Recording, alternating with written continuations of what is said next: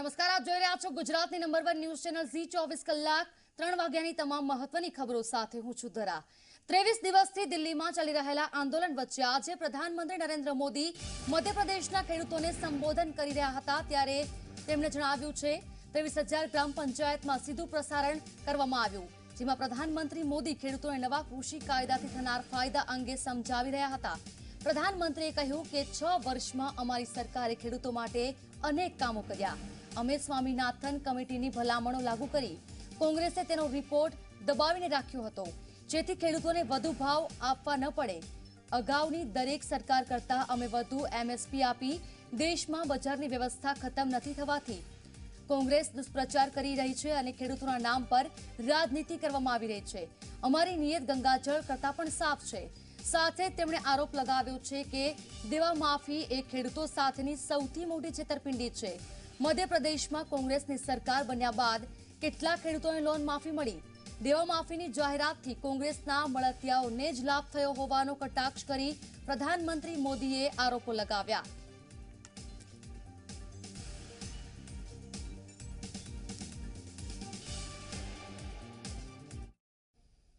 झूठे आंसू बहाने वाले लोग कितने निर्दयी हैं, इसका बहुत बड़ा सबूत है स्वामीनाथन कमेटी की रिपोर्ट। स्वामीनाथन कमीशन की रिपोर्ट आई, लेकिन ये लोग स्वामीनाथन कमेटी की सिफारिशों को 8 साल तक दबाकर बैठे रहे।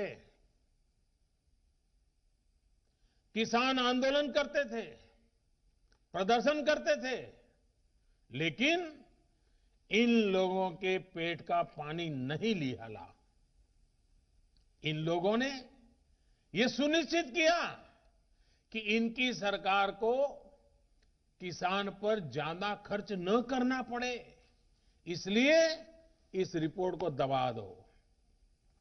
इनके लिए किसान देश की शान नहीं, इन्होंने अपनी राजनीति बढ़ाने के लिए किसान का समय समय पर इस्तेमाल किया है। किसानों की राजनीति का दम भरने वालों ने कभी इसके लिए आंदोलन नहीं किया, प्रदर्शन नहीं किया। कुछ बड़े किसानों का कर्ज 10 साल में एक बार माफ हो गया, इनकी राजनीतिक रोटी सिक गई, काम पूरा हो गया, फिर गरीब किसान को कौन पूछता है? वोट बैंक की राजनीति करने वाले इन लोगों ने और इन लोगों को देश अब भली भांति जान गया है, देश देख रहा है। हर चुनाव से पहले ये लोग कर्ज माफी की बात करते हैं, और कर्ज माफी कितनी होती है? सारे किसान इससे कवर होते हैं क्या? जो छोटा किसान कभी बैंक का दरवाजा नहीं देखा है, जिसने कभी कर्ज नहीं लिया, उसके बारे में क्या कभी एक बार भी सोचा है इन लोगों ने? और नया पुराना हर अनुभव ये बताता है कि जितनी ये घोषणा करते हैं उतनी कर्ज माफी कभी नहीं करते। जितने पैसे ये भेजने की बात कर रहे हैं उतने पैसे किसानों तक कभी पहुंचते ही नहीं है। किसान सोचता था कि अब तो पूरा कर्ज माफ होगा, और बदले में उसे मिलता था बैंकों का नोटिस और गिरफ्तारी का वारंट। और इस कर्ज माफी का सबसे बड़ा लाभ किसे मिलता था? इन लोगों के करीबियों को। इन लोगों ने 10 साल में एक बार कर्ज माफी करके लगभग 50,000 करोड़ रुपए देने की बात कही। 10 साल में एक बार 50,000 करोड़। हमारी सरकार ने जो पीएम किसान सम्मान योजना शुरू की है, उसमें हर साल किसानों को लगभग 75,000 करोड़ रुपए मिलेंगे। यानी 10 साल में लगभग 7.5 लाख करोड़ रुपया किसानों के बैंक खातों में सीधे ट्रांसफर, कोई लीकेज नहीं, किसी को कोई कमीशन नहीं, कट कल्चर का नामो निशान। મુખ્યમંત્રી વિજય રૂપાણીએ વલસાડ જિલ્લામાં 5 જેટલી પાણી પુરવઠા યોજનાનું ખાતમુહૂર્ત કર્યું, જેમાં 145 કરોડના ખર્ચે તૈયાર થનાર આ 5 યોજનાથી પારડી અને વાપીના 114 ગામોના 3 લાખ લોકોને પાણીની સમસ્યાથી મુક્તિ મળશે। મુખ્યમંત્રીએ કહ્યું, 2022 સુધી દરેક ગામના દરેક ઘર સુધી નળથી પાણી પહોંચાડવાની સરકારે ઝુંબેશ ઉપાડી છે। અગાઉના સમયમાં કોઈને પણ પાણી માટે વલખા નહીં મારવા પડે। મહત્વનું છે કે ખાતમુહૂર્ત કાર્યક્રમમાં રાજ્યના પાણી પુરવઠા મંત્રી કુંવરજી બાવળિયા, રાજ્યના આરોગ્ય પરિવાર કલ્યાણ મંત્રી કિશોર કાનાણી અને સાથે રાજ્યના વન અને આદિજાતિ મંત્રી રમણ પાટકર સહિત તમામ ધારાસભ્યો અને અધિકારીઓ પણ હાજર રહ્યા।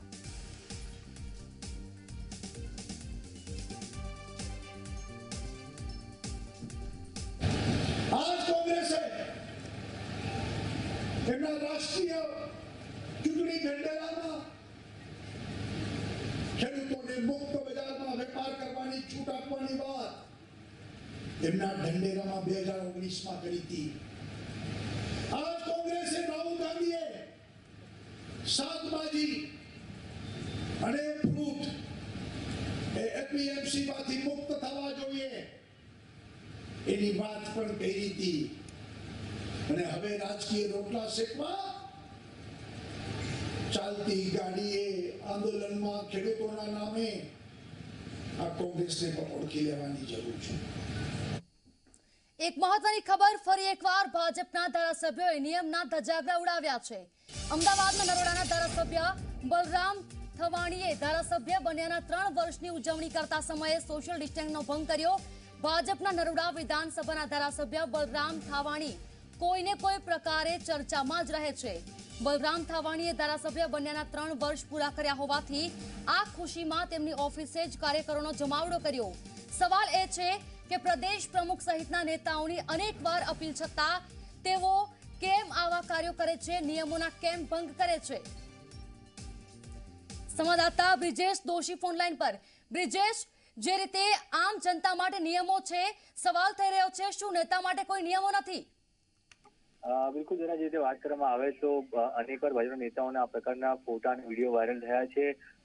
આ જે વિડીયો છે તેમના 3 વર્ષ જે પૂરા થયા બલરામ થવાણીના તેની ઉજવણી દરમિયાનનો આ ફોટા છે અને આ ફોટાની અંદર સ્પષ્ટ દેખાય છે કે સોશિયલ ડિસ્ટન્સ ક્યાંય નથી, પણ એટલી સારી વાત છે કે મોટાભાગના લોકોએ માસ્ક પહેર્યું છે। અમદાવાદની અંદર કોરોના કેસ સૌથી વધુ છે તેવા સમયે ધારાસભ્યની ઓફિસની બહાર આ પ્રકારની ઉજવણીના દ્રશ્યો એ સ્પષ્ટ રીતે કોરોના ગાઈડલાઈનનો ભંગ દર્શાવે છે અને કોરોના ગાઈડલાઈનનું ખુલ્લેઆમ જે છે સોશિયલ ડિસ્ટન્સનો ભંગ થઈ રહ્યો હોવાની સ્થિતિ સ્પષ્ટ દેખાઈ રહી છે। એટલે આ પ્રકારની જે તમામ વસ્તુઓ સ્પષ્ટ દેખાઈ રહી છે તે ખૂબ જ ખોટી છે અને ધારાસભ્ય જ્યારે આ પ્રકારની ભૂલો કરે તો સામાન્ય જનતામાં કયા પ્રકારનો મેસેજ જાય છે અને સ્પષ્ટ રીતે ના પણ પાડવામાં આવી રહી તો પછી કેમ આ પ્રકારની જે છે ગતિવિધિઓ થતી હોય છે, કેમ આ ઉજવણી કરવામાં આવતી હોય છે, તેને લઈને પણ ગંભીર સવાલો ઉઠી રહ્યા છે। જી બિલકુલથી બ્રિજેશ, જે રીતે અનેકવાર આવી ઘટનાઓ સામે આવે છે, આભાર આપનો જાણકારી બદલ, પરંતુ અનેકવાર નેતાઓ નિયમોનો ભંગ કરતા હોય છે। આ કોઈ પહેલી ઘટના નથી। અવારનવાર ભાજપના કે કોંગ્રેસના કોઈ પણ નેતા દ્વારા આવી રીતે નિયમોના ભંગ કરીને લોકોનો જમાવડો કરવામાં આવે છે।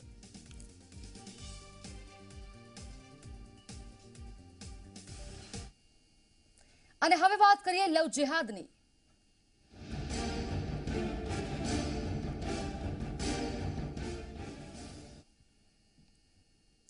વડોદરાની યુવતીએ વિધર્મી યુવક સાથે લગ્ન કરતા પરિવારે પોલીસમાં અરજી કરી છે। મહારાષ્ટ્રમાં મસ્જિદમાં થઈને યુવતીએ યુવાન સાથે નિકાહ કર્યા। મહત્વનું છે કે યુવતીનું ધર્મ પરિવર્તન કરાવી નામ પણ બદલાવવામાં આવ્યું હોવાનો આરોપ અરજીમાં કરવામાં આવ્યો છે। ઘટના બાદ યુવતીનું કાઉન્સેલિંગ પણ કરવામાં આવ્યું। યુવતીને ભયનો દાવો છે કે યુવક સોશિયલ મીડિયાના માધ્યમથી બહેનના પરિચયમાં આવ્યો હતો। આ મામલે પરિવારે કારેલીબાગ પોલીસમાં અરજી કરી છે। આ મામલે ભાજપના નેતાઓ અને હિન્દુ સંગઠનો પણ મધ્યસ્થી કરી રહ્યા છે। આ મામલે હિન્દુ જાગરણ મંચના નેતા અને વકીલ નીરજ જૈને કહ્યું છે કે વડોદરામાં લવ જેહાદનું આખું ષડયંત્ર ચાલી રહ્યું છે। તો બીજી તરફ આ ઘટના સામે આવતા વડોદરાના ધારાસભ્ય શૈલેષ મહેતાએ ફરી એકવાર મુખ્યમંત્રીને પત્ર લખી લવ જિહાદ સામે કડક કાયદો બનાવવા રજૂઆત કરી છે.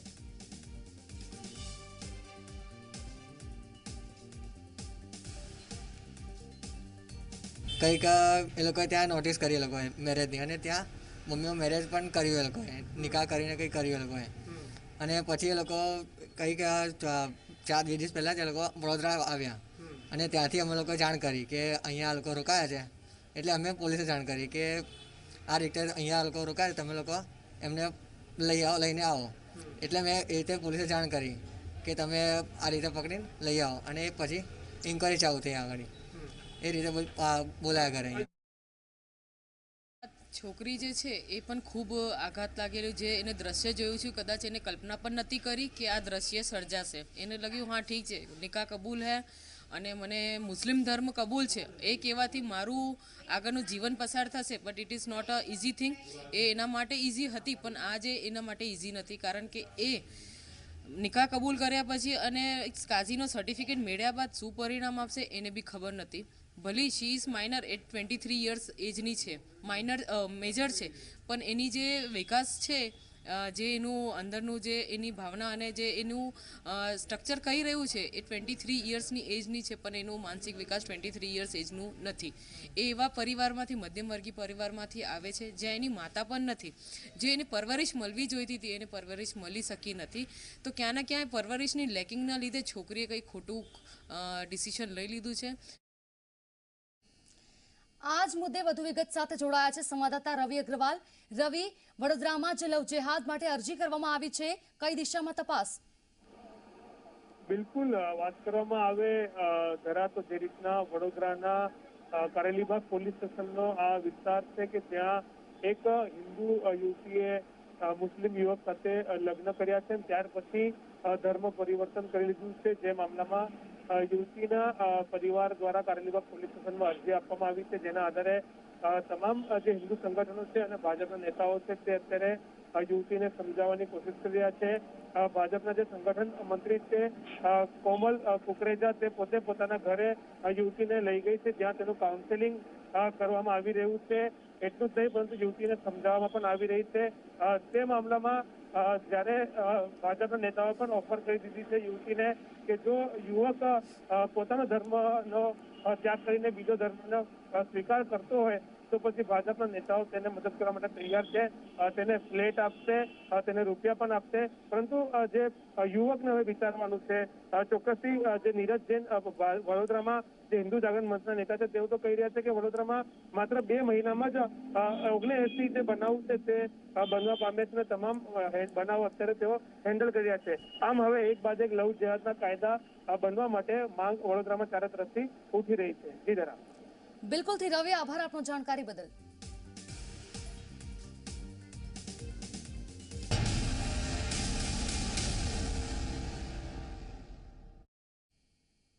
ગઢડા ગોપીનાથજી મંદિર વિવાદમાં વધુ એક વિડીયો સામે આવ્યો છે. ડીવાયએસપી રાજદીપસિંહ નકુમે ઓફિસમાં કરેલ દાદાગીરી બાદ થયેલ વાતચીતનો વિડીયો સામે આવ્યો છે, જેમાં એસપી હર્ષદ મહેતાની સૂચના મુજબ કામગીરી થઈ હોવાની ચર્ચા કરવામાં આવી. એસપી હર્ષદ મહેતા સાથે મોબાઈલ પર વાતચીત દરમિયાન બધાને બહાર કાઢી મૂક્યાનો ઉલ્લેખ કરવામાં આવી રહ્યો છે. એટલું જ નહીં પણ ચેરમેન હરજીવન સ્વામીના ગુરુ ભાનુસ્વામી ભાવુક થઈ ડીવાયએસપી નકુમને ભેટી અભિનંદન આપી રહ્યા છે. સાથે આચાર્ય પક્ષના ચેરમેનના દાવેદાર અને સંતોને બહાર કાઢવામાં સાળંગપુર હનુમાનજી મંદિરના કોઠારી વિવેક સાગર સ્વામી પણ હોવાની ચર્ચા છે. સ્વામી અને એસપી હર્ષદ મહેતાના કહેવાથી સંતોને મંદિરમાંથી બહાર કાઢ્યા હોવાની આ નવા વિડીયોમાં ચર્ચા કરવામાં આવી. મહત્વનું છે કે આ અગાઉ પણ એક વિડીયો બહાર આવ્યો હતો, જેમાં ઓફિસમાં દાદાગીરી કર્યાનો આક્ષેપ લગાવવામાં આવ્યો.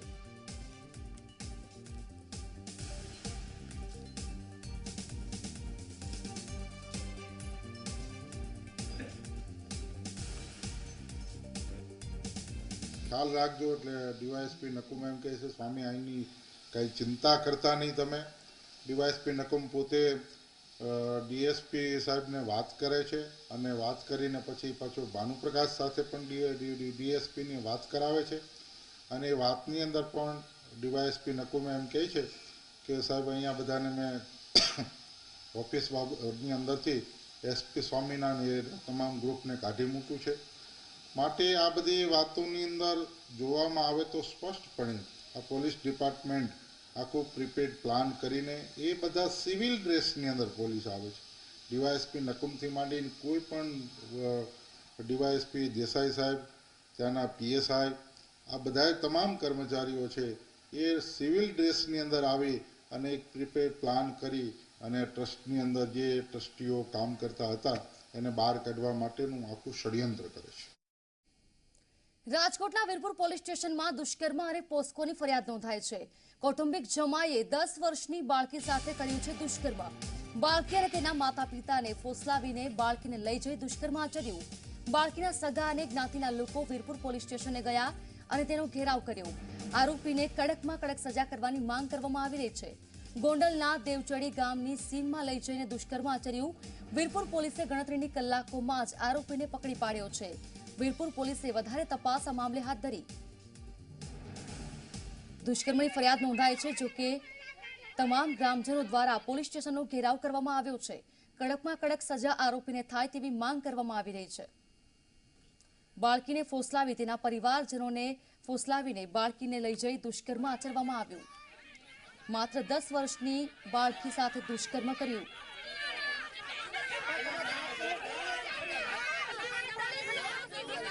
સંવાદદાતા નરેશ ફોનલાઈન પર જોડાયા છે. નરેશ, જે ગ્રામજનો હોબાળો મચાવી રહ્યા છે, બાળકી પર દુષ્કર્મની ફરિયાદ છે, શું છે સમગ્ર મામલો? બિલકુલ જરા વાત કરવામાં તો વીરપુરની આ ઘટના છે કે જ્યાં 10 વર્ષની જે આ બાળકી છે તેઓને તેમના જ કુટુંબિક જમાઈ છે તે ક્યાંક લલચાવી ફોસલાવી અને છે તે ક્યાંક લઈ ગયા હતા અને ત્યારબાદ ગોંડલની સીમમાં છે તે બાળકી સાથે છે તે ક્યાંક દુષ્કર્મ છે તે ગુજારવામાં આવ્યું હતું.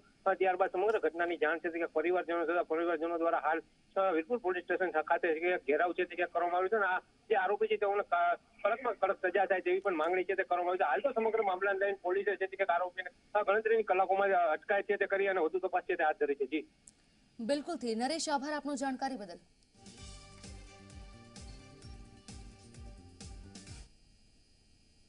હાથરસ કેસમાં સીબીઆઈએ આજે વિશેષ ન્યાયાધીશ બીડી ભારતીની સુપ્રીમ કોર્ટમાં ચાર્જશીટ દાખલ કરી. મહત્વનું છે કે જેમાં ગેંગરેપની વાતને સ્વીકારવામાં આવી છે. સીબીઆઈએ 22 સપ્ટેમ્બરે આપેલ પીડિતાના છેલ્લા નિવેદનને આધાર બનાવ્યું છે. સીબીઆઈએ સંદીપ, રવિ સહિત 4 આરોપીઓની સામે ચાર્જશીટ દાખલ કરી છે. આ ચાર્જશીટ આઈપીસીની ધારા 325, એસસી એસટી એક્ટ 302 સાથે 354, 376 અને 376D અંતર્ગત દાખલ કરવામાં આવી છે. આપણે જણાવી દઈએ, સીબીઆઈ પીડિતાના ભાઈને ફોરેન્સિક સાયકોલોજીકલ ટેસ્ટ માટે ગુજરાત લઈને આવશે, જ્યાં જેનું સાયકોલોજીકલ એસેસમેન્ટ ટેસ્ટ કરવામાં આવશે. પીડિતાના છેલ્લા નિવેદનના આધાર બનાવવામાં આવ્યું છે અને આ માટે ચાર્જશીટમાં ગેંગરેપનો સ્વીકાર કરવામાં આવ્યો છે.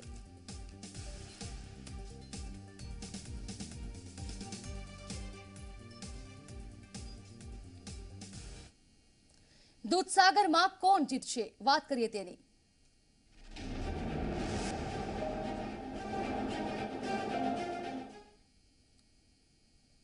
મહેસાણાની દૂધસાગર ડેરીમાં સત્તાનો જંગ રસપ્રદ બન્યો છે. ફોર્મ વહેંચણી શરૂ થયાના 3 દિવસમાં 150થી વધુ ઉમેદવારી ફોર્મ લેવામાં આવ્યા છે. આજે અશોક ચૌધરી જૂથના 10 ઉમેદવારોએ ફોર્મ ભર્યા છે, તો બીજી તરફ કૌભાંડના આરોપ સાથે જેમની ધરપકડ કરવામાં આવી છે તેવા વિપુલ ચૌધરીને સેશન્સ કોર્ટે મોટી રાહત આપી છે. વિપુલ ચૌધરીને ઉમેદવારી ફોર્મ ભરવાની છૂટ આપવામાં આવી છે.